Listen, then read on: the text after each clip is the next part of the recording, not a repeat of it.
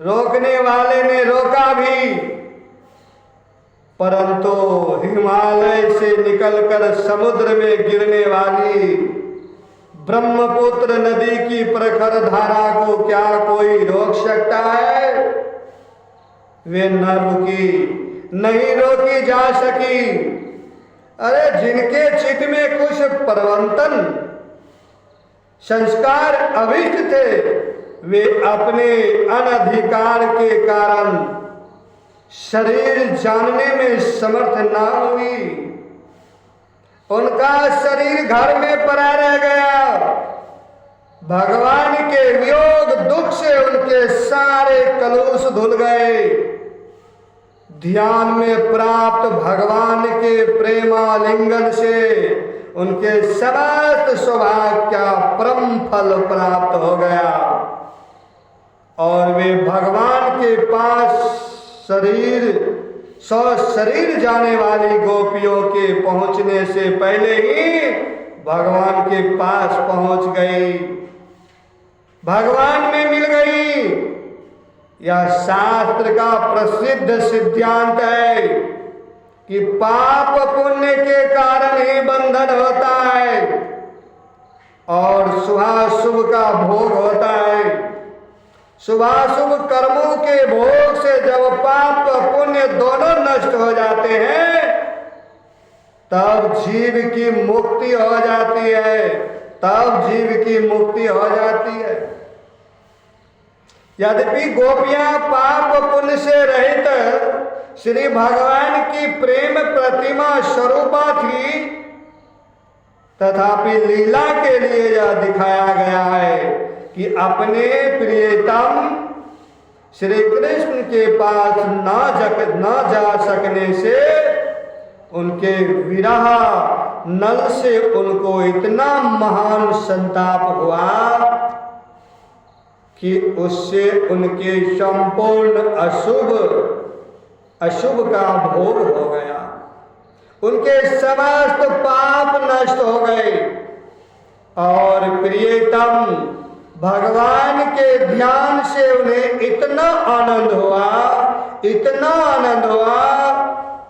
कि उससे उनके सारे पुण्यों का फल मिल गया। इस प्रकार पाप पुण्यों का पूर्ण रूप से अभाव होने से उनकी मुक्ति हो गई। चाहे किसी भी भाव से हो, चाहे किसी भी भाव से हो, काम से हो, क्रोध से हो, लोभ से हो, जो भगवान के मंगलमय श्री विग्रह का चिंतन करता है, उसके भाव की अपेक्षा न करके वस्तु शक्ति से ही उसका कल्याण हो जाता है। यह भगवान के श्री विग्रह की विशेषता है। भाव के द्वारा तो एक प्रस्त मूर्ति भी परम कल्याण का दान कर सकती है। बिना भाव के ही कल्याण दान भाव दिग्रह का सहज दान है। भागवत दिग्रह का सहज दान है। भगवान है बड़े लीलामय, जहां वे अखिल विश्व के विधाता ब्रह्मा शिव आदि के भी वंदनीय निखिल जीवों के प्रत्यग आत्माएं, वही वे लीला नटवर गोपियों के इशारे पर नाचने वाले भी हैं। उन्हीं की इच्छा से, उन्हीं के प्रेमा आनंद से, उन्हीं के वंशी निमंत्रण से प्रेरित होकर गोपियां उनके पास आई, परंतु उन्होंने ऐसी भाव भंगी प्रकट की, ऐसा स्वांग बनाया मानो उन्हें गोपियों के आने का कुछ पता ही ना हो। शायद गोपियों के मुंह से वे उनके हृदय की बात, प्रेम की बात सुनना चाहते हो। संभव है कि वे विप्रलय के द्वारा उनके मिलन भाव को परिपोष्ट करना चाहते हो।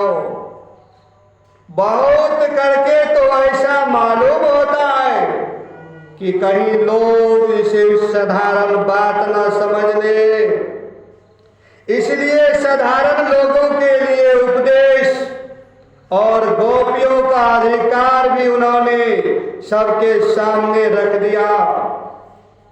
उन्होंने बतलाया, गोपियों, ब्रज में कोई विपत्ति तो नहीं आई, घोर रात्रि में यहां आने का कारण क्या है? घर वाले ढूंढते होंगे, अब यहां ठहरना नहीं चाहिए। वन की शोभा देख ली, अब बच्चों और बछड़ों का भी ध्यान करो।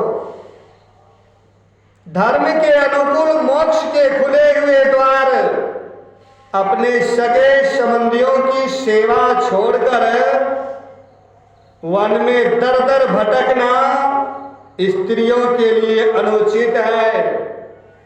स्त्री को अपने पति की ही सेवा करनी चाहिए। स्त्रियों को अपने पति की ही सेवा करनी चाहिए, वह कैसा भी क्यों ना हो। यही सनातन धर्म है, यही सनातन धर्म है। भगवान श्री कृष्ण कह रहे हैं गोपियां से, इसी के कारण, इसी के अनुसार तुम्हें चलना चाहिए। मैं जानता हूं कि तुम सब मुझसे प्रेम करती हो, मैं जानता हूं कि तुम सब मुझसे प्रेम करती हो, परंतु प्रेम में शारीरिक सानिध्य आवश्यक नहीं है। प्रेम में शारीरिक सानिध्य आवश्यक नहीं है। श्रवण, स्मरण, दर्शन और ध्यान से सानिध्य की अपेक्षा अधिक प्रेम बढ़ता है। जाओ, तुम सनातन सदाचार का पालन करो, इधर उधर मन को मत भटकने दो, इधर उधर मन को मत भटकने दो।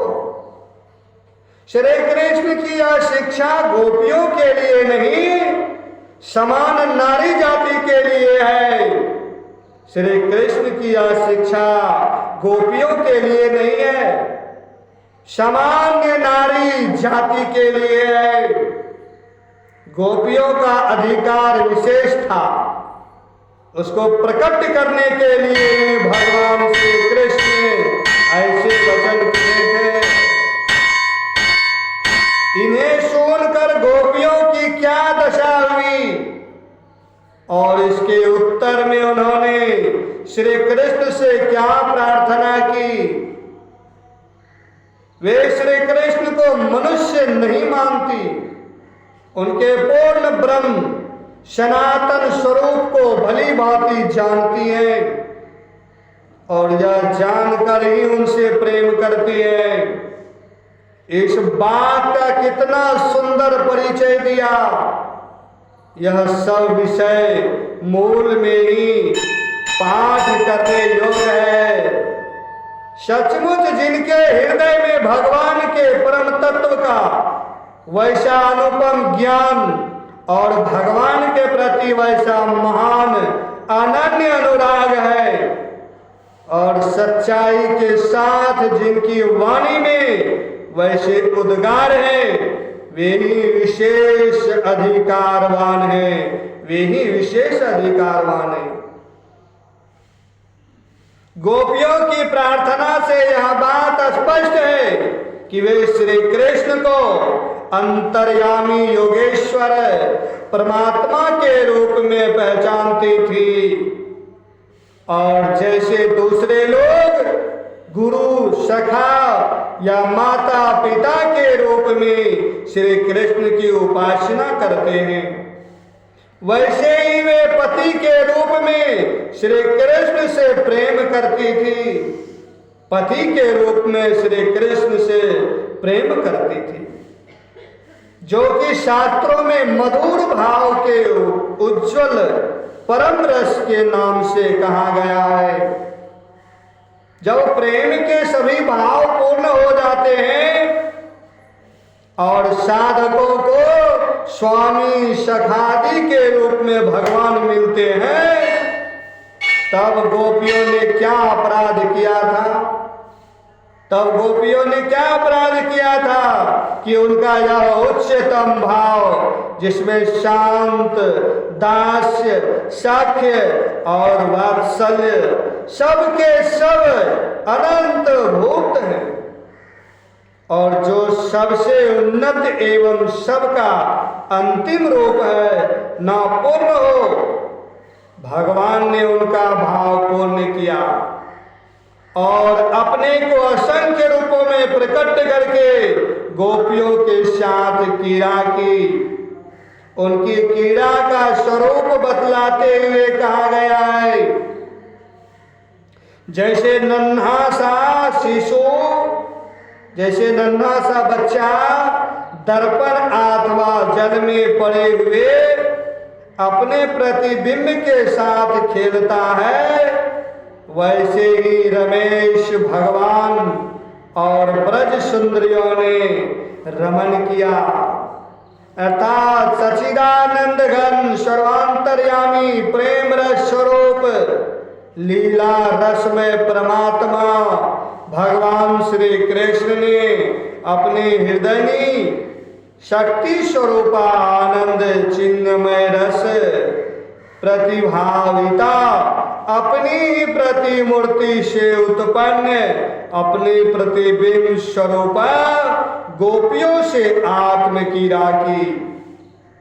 पूर्ण ब्रह्म सनातन रस स्वरूप रसराज रसिक शेखर रस पर ब्रह्म अखिल रस अमृति विग्रह भगवान श्री कृष्ण इस चिदानंद रसमय दिव्य क्रीड़ा का नाम ही रास है। इसमें ना कोई जड़ शरीर था, ना प्रकृत अंग संग था और ना इसके संबंध की प्राकृत और स्थूल कल्पनाएं ही थी। यह था सच्चिदानंदमय भगवान का दिव्य विहार, जो दिव्य लीला धाम में सर्वदा होते रहने पर भी कभी कभी प्रकट होता है। श्यावर रामचंद्र की जय। विशेषकर